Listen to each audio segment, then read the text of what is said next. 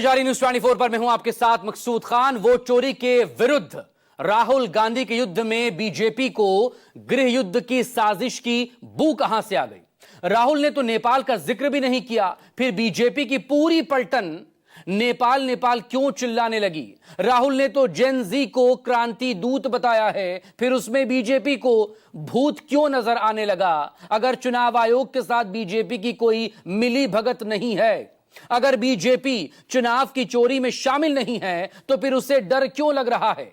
जिन सवालों के जवाब चुनाव आयोग को देने चाहिए, उसका जवाब बीजेपी क्यों दे रही है? क्या देश के युवाओं से लोकतंत्र और संविधान बचाने की उम्मीद रखना भी पाप है? अगर देश के युवा और छात्र लोकतंत्र को नहीं बचाएंगे, तो फिर और कौन बचाएगा?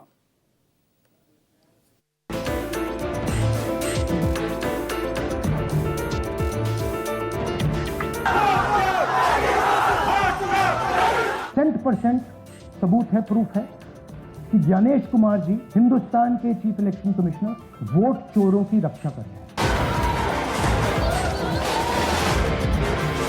वोट चोर! वोट चोर! एक जेएनजे के नाम पर देश में आप अराजकता फैलाना चाहते हैं।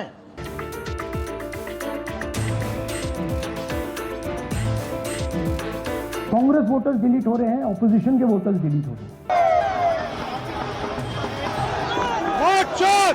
गद्दी चोर! राहुल गांधी इस देश को गुमराह करना चाहते हैं, इस देश को तोड़ना चाहते हैं।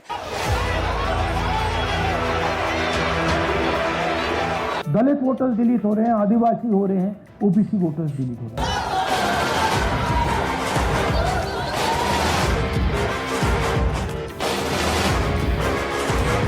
वोट चोरी का मामला नहीं है, राहुल गांधी जी का दिमाग चोरी हो गया है। राहुल गांधी को हो क्या गया है?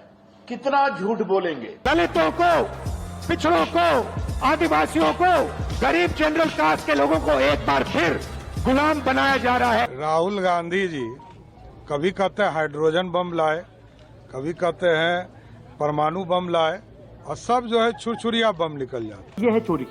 5 तरीके से होती है: duplicate voter, fake and invalid addresses, bulk voter in single address, invalid photo, misuse of form. पूरे देश को धर्मशाला बनाने का खेल कांग्रेस ने खेला है। छोटा सा घर है, ज्यादा से ज्यादा 4 लोग रह सकते हैं, मगर इस 35 में 80 लोग वोटर लिस्ट में रजिस्टर्ड हैं। तो उनको ये बात पता होनी चाहिए कि नेपाल में जो है वो जेन जी ने एक नेपोटिज्म सरकार को जो है वो ध्वस्त किया है। वोट चोर! वोट चोर! वोट चोर! ये एच बॉम्ब तो नहीं है, एच बॉम्ब आ रहा है, हाइड्रोजन बॉम्ब आ रहा है।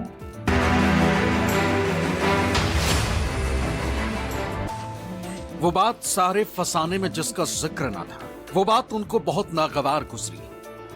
महादेवपुरा से आलंद तक राहुल गांधी ने जिस कथित वोट चोरी के खिलाफ जो एटमी धमाका किया, उसमें कहीं भी ना तो नेपाल का जिक्र था, ना ही श्रीलंका और बांग्लादेश का। लेकिन बीजेपी की पूरी पलटन राहुल गांधी पर हिंसा और अराजकता फैलाने की कोशिश का इल्जाम लगाने लगी, गृह युद्ध भड़काने की साजिश का इल्जाम भी लगाने लगी। नेपाल में ये हिंदू राष्ट्र बनाना चाहता है जेएनजी, और बांग्लादेश में जो है वो इस्लामिक राष्ट्र बनाना चाहता है। इस्लाम में मतलब बुर्का प्रथा, हिजाब प्रथा ये लागू करना चाहता है। हम तो लागू नहीं होने देंगे। हम तो चाहते हैं कि ये देश सेकुलर है, सेकुलर ही रहेगा। इस बार जेएनजी जब आंदोलन करेगा तो हम उसके साथ होंगे, और जेएनजी 2 ही काम करेगा: परिवारवादियों को भगाएगा, भ्रष्टाचारियों को भगाएगा। और गांधी इस देश को गुमराह करना चाहते हैं, इस देश को तोड़ना चाहते हैं। उस तोड़ने की साजिश खत्म होगी और यहाँ का लोकतंत्र जो है स्मूथ चलेगा। Rahul Gandhi ji leader of opposition है, वो सत्ता में नहीं है, हमारे पास सत्ता नहीं है। और राहुल गांधी जी इसी को वो नेपाल इस हालत पे ले जा रहे हैं, और राहुल गांधी जी बचाने का प्रयास कर रहे हैं। दरअसल महादेवपुरा में वोट बढ़ाने के खुलासे के बाद राहुल गांधी ने आलंद में वोट घटाने की साजिश बताई थी। तथ्यों और सबूतों के साथ चुनाव आयोग पर पिछड़ों, दलितों और ओबीसी समाज के वोट काटने का इल्जाम लगाया था। यहाँ तक कि इस खुलासे में उन्होंने बीजेपी का भी नाम नहीं लिया था। कांग्रेस ने राहुल के इस एटमी धमाके के निचोड़ का एक वीडियो भी जारी किया है। दलील ये कि वोट चोरी का पूरा खेल 90 सेकंड में सामने है। हिंदुस्तान के चीफ इलेक्शन कमिश्नर वोट चोरों की रक्षा कर रहे हैं। हर इलेक्शन में कांग्रेस वोटर्स डिलीट हो रहे हैं, ऑपोजिशन के वोटर्स डिलीट हो रहे हैं। कर्नाटक में किसी ने आलंद में वोटर डिलीशन सिस्टमैटिकली ऑर्गेनाइज तरीके से, सेंट्रलाइज तरीके से की। 6000 तकरीबन 6000 पकड़े गए, उस पर इन्वेस्टिगेशन हो गया। क्या पता लगा कि फाइलिंग ऑटोमेटिकली ऑनलाइन हो रही है, मोबाइल नंबर्स दूसरी स्टेट्स के यूज हो रहे हैं, टारगेटेड डिलीशंस हो रहे हैं। जो भी मैं यहां बोल रहा हूं 100% प्रूफ के साथ, सबूत के साथ बोल रहा हूं, आपको अपनी आंखों से ये दिखेगा। कर्नाटका सीआईडी ने केस चालू किया कि ये वोटर कौन है, ये फोन किसके हैं, ये आईपी एड्रेस क्या है, ओटीपी कहां गया, इन चीजों के बारे में इन्वेस्टिगेशन शुरू होती है। जो सेंट्रलाइज तरीके से कॉल सेंटर के प्रयोग से, सॉफ्टवेयर से अलग अलग प्रदेशों में वोट डिलीट कर रहे हैं, ऐड कर रहे हैं। अच्छा, ये सिर्फ आलंद में नहीं हुआ, ये अलग अलग कंस्टिट्यूएंसीज में हुआ है। आलंद में लीगल प्रोसेस चालू हो गई, पकड़ लिया। यहां महाराष्ट्र में उसी मोडस ऑपरेंडी से, उसी सिस्टम से यहां पे वोट ऐड हुए। पिछले प्रेजेंटेशन में मैंने आपको नाम दिखाए थे, ये देखिए वही नाम यहां है। नाम वैसे ही है, JW किसी ने टाइप करके लगा। तो जो ये काम कर रहा है,